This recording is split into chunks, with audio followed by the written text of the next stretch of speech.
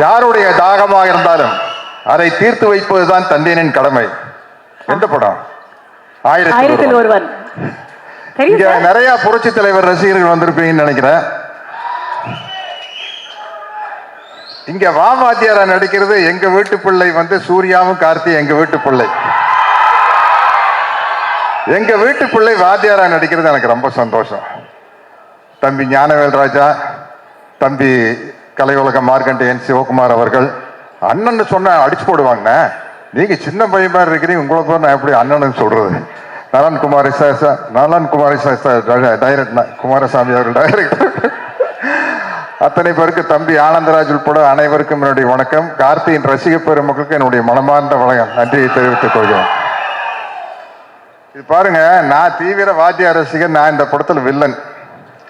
தம்பி ஆனந்தராஜ் வாத்தியார் ரசிகரா நடிச்சுக்காரு. கேட்டாரு, நான் டைரக்டர்கிட்ட கேட்டு அதை ஓபன் பண்ணலான்னு சொல்லிட்டாரு. நீங்க தலைவர் ரசிகர் தானே ஆனந்தராஜ்? தம்பி நில்லுங்க, டெஸ்ட் இருக்கு, அது உட்கார முடியாது பாருங்க. நான் சொல்ற டயலாக் எல்லாம் எந்த படத்துலன்னு சொல்றேன். சும்மா நடிச்ச கேரக்டரா மாறும். தோசாமி, என் தாய் எனக்கு பால் ஊட்டி வளர்த்தாங்க, இந்த நிலத்தாய் எனக்கு சோறு ஊட்டி வளர்த்தாங்கடா. இந்த தாயை விட்டு கொடுக்குற அளவுக்கு நான் கோழை இல்லடா. ஒரு பிடி மண்ணுக்காக எந்த தியாகத்தையும் பண்ணக்கூடிய பரம்பரையில் வந்தவன்டான்னா. 100 என்ன 1000 என்ன லட்சம் பேர் ஒண்ணு கூடி படையெடுத்து வந்தாலும் இந்த இடத்தை விட்டு பிரிக்கவே முடியாதுடா. நான் ரத்த சிந்துனா அது இந்த மண்ணில் தாண்டா கலக்கும். நான் உடல் கீழே சாஞ்சா அது இந்த மண்ணை தாண்டா அணக்கும். ஏன் உயிர் போனா இது இந்த மண்ணில் தாண்டா போகும். ஆனா அந்த நேரத்துல நான் எழுப்ப போகும் உரிமை குரல் இங்கு மட்டும் இல்லை, எங்கெல்லாம் உழைக்கிறவன் இருக்கிறானோ, எங்கெல்லாம் அவனுடைய வேர்வை துளிகள் விழுதோ, அங்கெல்லாம் என்னோட உரிமை குரல் உழைச்சுக்கிட்டே தாண்டா இருக்கும். அவர் சொன்னதுல பாதி பேர் கிடைச்சிருக்க உரிமை குரல் படத்துல வர உரிமை குரல் பேர் சொல்லுங்க.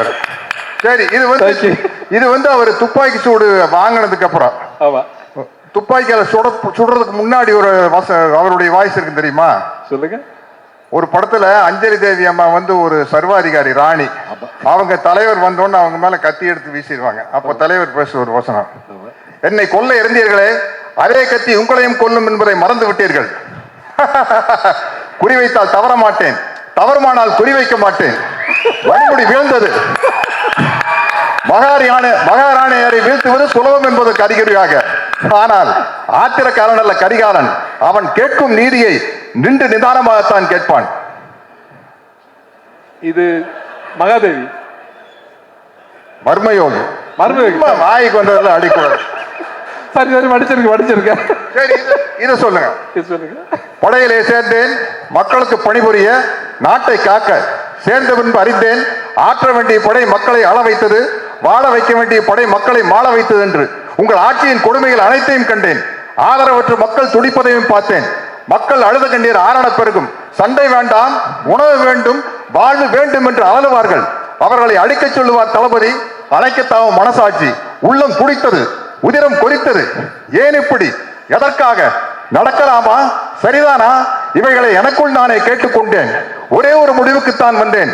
மக்களிலே ஒருவன் தலைவனாகும் வரையில் மன்னராட்சியின் அக்கிரமங்களுக்கு முடிவே இருக்காது என்பதை அறிந்தேன். படையிலிருந்து விலகினேன், புரட்சி கூட்டத்திலே புகுந்தேன். புரட்சி என்றும் பயந்து விடாதீர்கள். இது ஆலயத்திற்கும் ஆயுத புரட்சி அல்ல, அதில் எங்களுக்கு நம்பிக்கையும் இல்லை. ஆனால் நாங்கள் தீயிடுவோம், தீமைக்கு கொள்ளையடிப்போம், மக்கள் உள்ளங்களை குவித்து வைத்து அனுபவிப்போம். அறிவு பொருட்களை கத்தி இல்லாத ரத்தம் சிந்தாத அறிவு புரட்சி எது? என்ன நாடோடி மன்னர். என்னை நம்பாமல் கெட்டவர்கள் நிறைய உண்டு, நம்பி கெட்டவர்கள் இதுவரை இல்லை.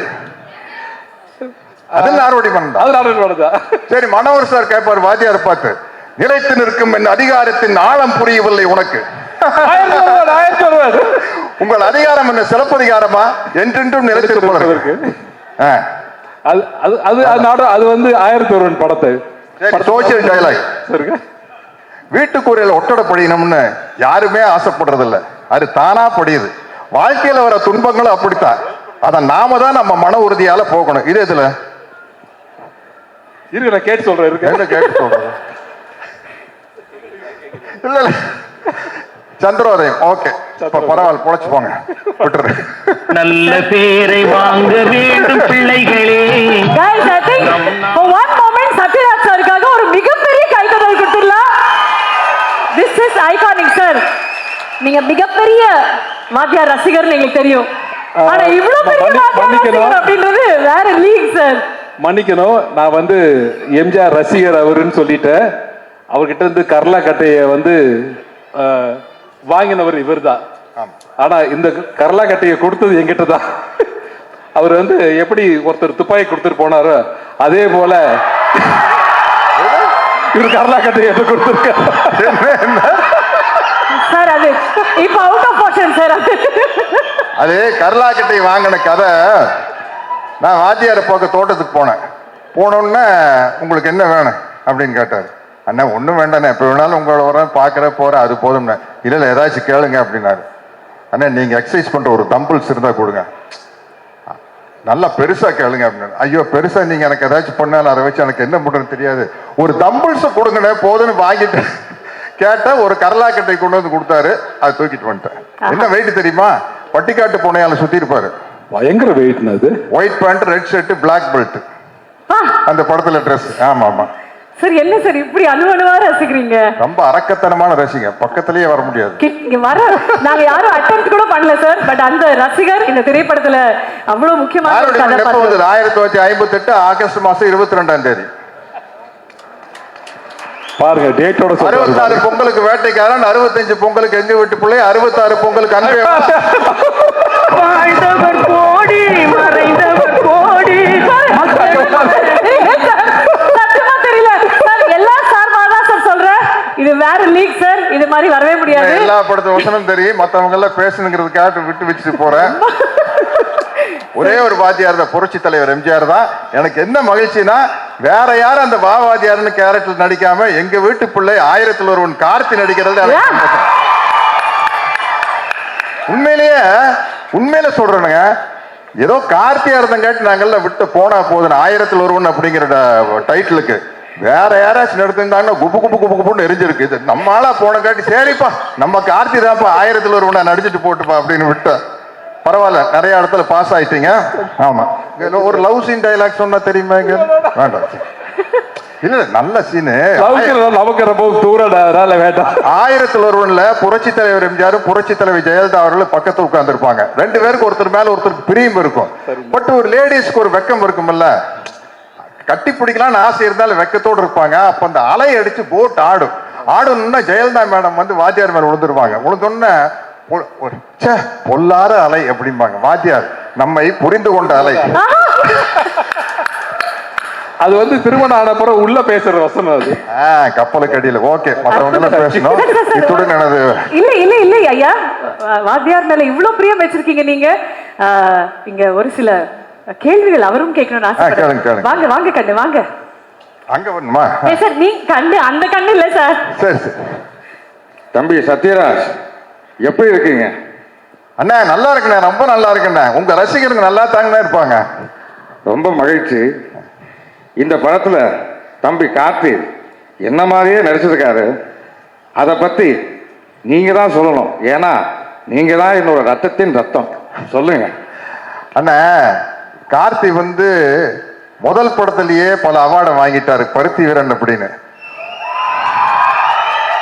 தொடர்ந்துன்னு அண்ணா வாத்தியார் அண்ணா தொடர்ந்து 5 படம் கண்டினியூஸா ஹிட் கொடுத்த முதல் ஹீரோ கார்த்தி தானே.